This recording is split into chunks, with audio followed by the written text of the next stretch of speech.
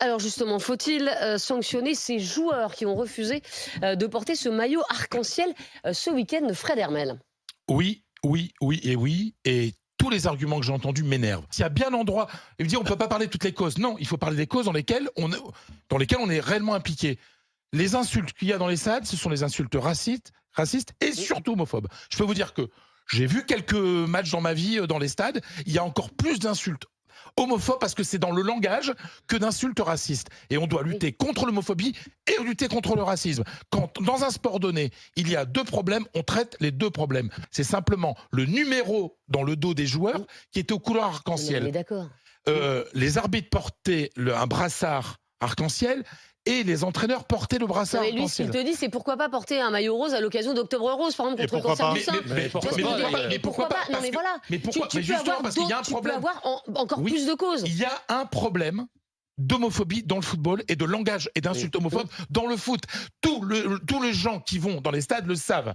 Je ne vais pas répéter les insultes qu'il y a ici, Non, non, mais c'est c'est pas tout le- le temps. L'insulte classique, quand un gardien dégage le ballon, c'est une insulte Il n'y a homophobe. plus, il y a plus, puisque maintenant c'est condamné. Donc, C'est condamné, mais on sait très bien que pendant de nombreuses années, ça a été comme ça. On sait très bien que les joueurs entre eux se lancent des insultes homophobes et que quand un joueur, par exemple, va tirer un corner et qu'il s'approche du public, un joueur adverse, il y a des insultes homophobes et il y a des insultes Ok. racistes. Donc il faut lutter contre les deux. Et je suis désolé. Mais tu les sanctionnes comment? C'est à la Ligue. Moi, je pense qu'il faut les sanctionner de plusieurs matchs ou retenue sur salaire. Mais est-ce que ne pas porter un maillot contre l'homophobie veut dire que tu es homophobe? Non, mais ça veut dire que tu refuses de lutter contre l'homophobie. Je D'accord. retourne le truc. Est-ce que si un joueur avait refusé de participer, par exemple, de participer à une photo où c'est marqué, vous savez, non au racisme, Oui. ou un maillot qui condamne le racisme, c'est tout le temps, on fait ça tout le temps, ou un Oui. brassard. Qu'est-ce qu'on dirait? On n'en pas des sanctions pour le joueur qui refuse. Si, mais bien sûr que si. Non, mais tu as raison. Eh ben, on est exactement. Il y a deux problèmes dans le foot, le racisme et l'homophobie, et donc on doit lutter contre les deux. Donc voilà. Donc moi, ça me paraît hallucinant. Je veux dire, j'ai vu tellement. Et franchement, moi, ça m'énerve dans les matchs quand il y a déjà quand il y a des insultes, mais quand il y a des insultes homophobes et racistes. Mais je trouve ça, à des années de lumière de ce que doit être le foot et de l'intérêt de cette communion qui est un match de foot. Oui, alors je vais te dire un truc, c'est pas parce qu'un joueur va porter ce maillot-là que ça va l'empêcher de sortir des horribles insultes durant un match. Mais à force, tu sais, c'est des il y a des années, on disait des choses qu'aujourd'hui on ne dit plus. Oui, bien Et sûr. c'est bien. Non, mais je suis On d'accord. doit évoluer. Mais la On doit société, évoluer. c'est pas que le football, la Non, société oui, a mais sauf que évolué. le football, c'est quand même le sport numéro 1. Et en Oui. plus, c'est le sport qui concentre ce genre d'insultes le temps d'un match. Parce qu'il y a des choses qu'on n'ose pas dire dans la vie et qu'on peut crier dans un stade. Et donc, c'est pour ça qu'il faut lutter contre ces choses-là. On les sanctionne comment, ces joueurs, Pierre-Édouard Magnan?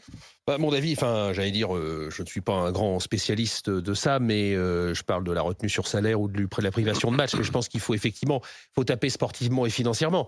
Tu évoquais Octobre Rose, on pourrait d'ailleurs parler de Movember pour faire bon poids. Bah oui. J'allais dire, le cancer de la prostate ou le cancer du sein n'est pas un problème spécifique au football. Non. Des footballeurs et des footballeuses qui sont concernés. Non, mais c'est tu as pas- eu quelques joueurs touchés par le cancer on ces est derniers temps, d'accord, mais c'est extrêmement jeunes. mais c'est pas et voilà. spécifique au Et des football, c'est cancers pas masculins. spécifique au stade, comme l'évoquait très bien Fred, sur ce qu'on entend effectivement, sur ce qu'on entend dans les stades. Et une fois n'est pas coutume, mais j'aime cette phrase et je vais la répéter d'Olivier Véran, et il est rare que je cite Olivier Véran, mais il a raison, effectivement, l'homophobie est un délit, c'est pas une opinion. Quand j'entends On est un joueur d'accord. qui dit oui, parce que moi je respecte les croyances des autres, mais l'homophobie ou l'homosexualité, c'est pas une croyance. Non. Dans les deux cas sont un fait. Il y a un des deux, l'homophobie qui est un délit, l'homosexualité est un choix libre sur lequel on peut pas être pour ou C'est une contre. réalité. En fait, on peut pas être pour ou contre l'homosexualité. Exactement. Ça n'a d'ailleurs aucun sens Mais d'être pour ou contre. personne ne dit on est pour Non, ou parce que contre. Ah bah si. dans le tweet, c'est très intéressant. Il parle de C'est pas mes croyance. traditions. Oui, mais il parle de croyance. Mais c'est pas une question de croyance. On n'a pas le droit d'être contre l'homosexualité, parce que ça veut dire être d'ailleurs contre les homosexuels. Parce que contre Bien l'homosexualité, on peut faire tout ce qu'on veut dans les étoiles, mais ça veut dire être contre les homosexuels.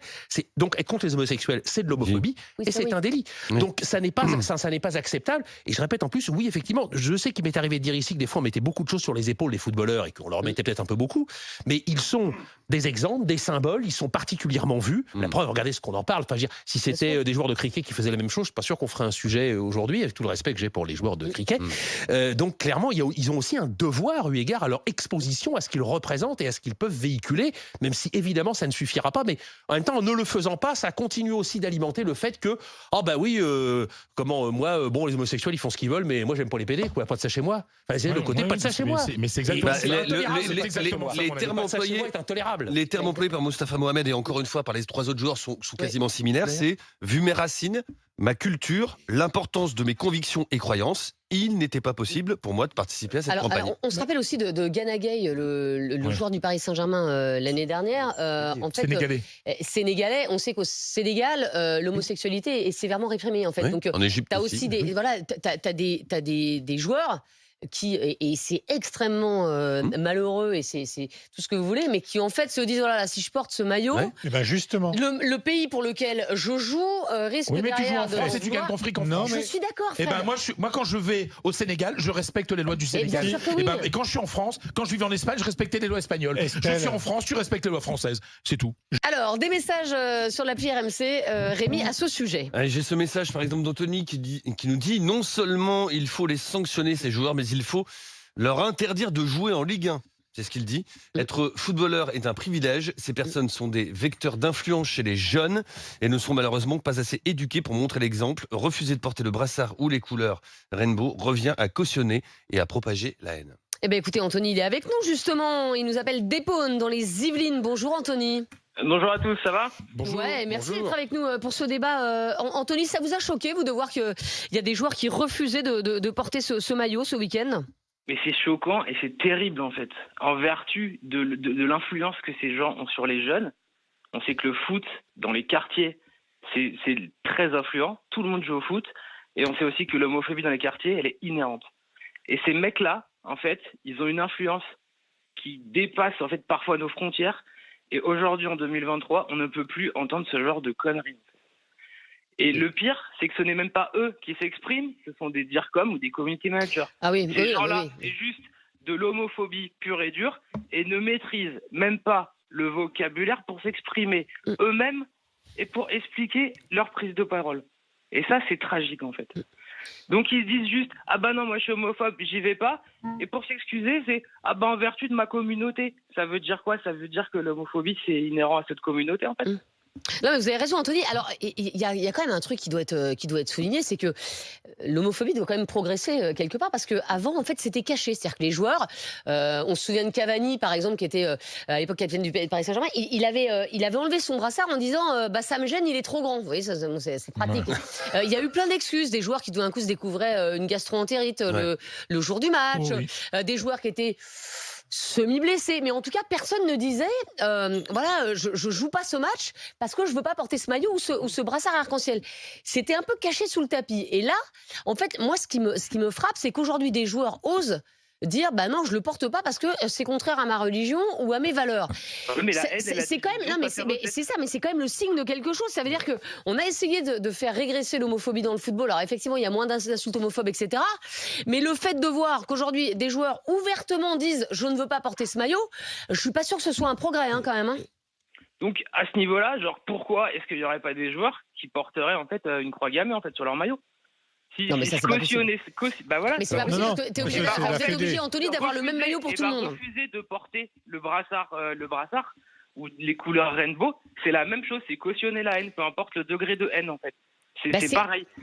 Si vous regardez tous les pays qui commettent des exactions contre les homosexuels, c'est pas cautionner la haine, c'est dire je ne lutte pas. Non, c'est pas cautionner la haine, c'est dire je ferme les yeux, je ne lutte pas contre l'homophobie.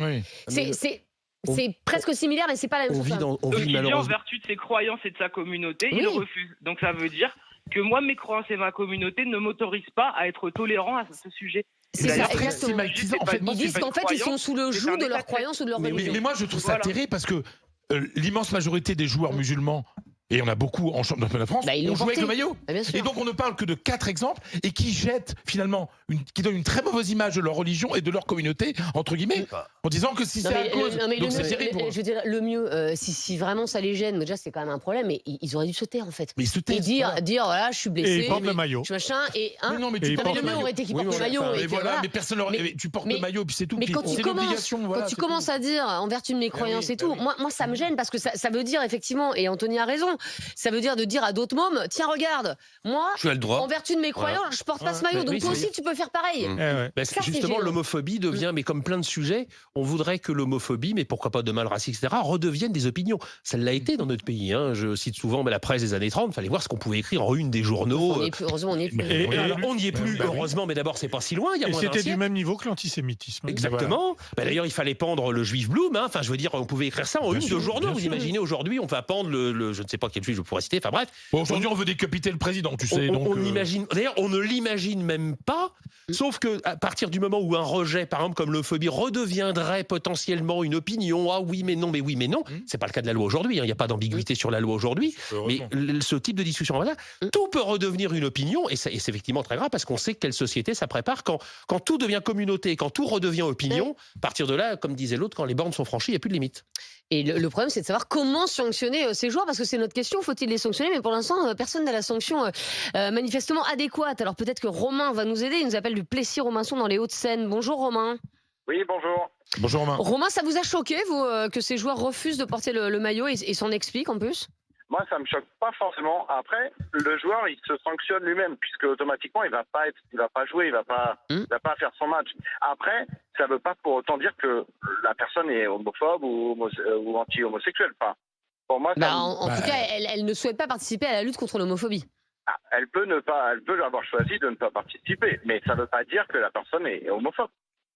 Je pense qu'il y a un grand écart quand même entre les deux. Oh, un petit écart. Hein.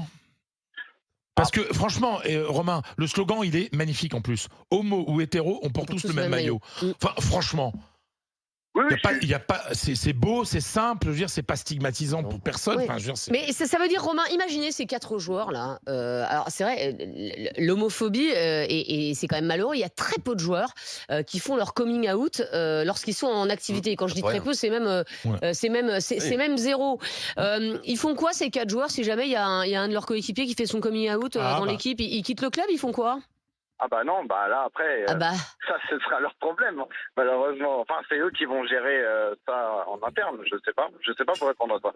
Ah oui, mais c'est ça aussi c'est ça le souci. Et là, a priori, il y a une dépêche qui vient de tomber sur RMC Sport. Rémi va la regarder, mais effectivement, Mostafa Mohamed en fait va être sanctionné par le FC Nantes. Donc on va voir ce qu'il va avoir comme sanction. Mais le problème, c'est qu'au début, ça commence par un refus de maillot, mais après, qu'est-ce que vous faites encore une Oui, fois? parce que et j'insiste. Et si un jour dit un jour, non, je veux pas participer à la campagne contre le racisme, qu'est-ce qu'on lui dit? C'est pareil. Et puis il y a des combats Voilà. qui ne sont pas des choix individuels. Non. On peut s'engager contre une maladie, on peut s'engager contre quelque chose à titre volontaire, mais le combat contre quelque chose qui est illégal n'est pas un choix, c'est un devoir collectif. Exactement. Et là encore, on ne peut pas réindividualiser tout.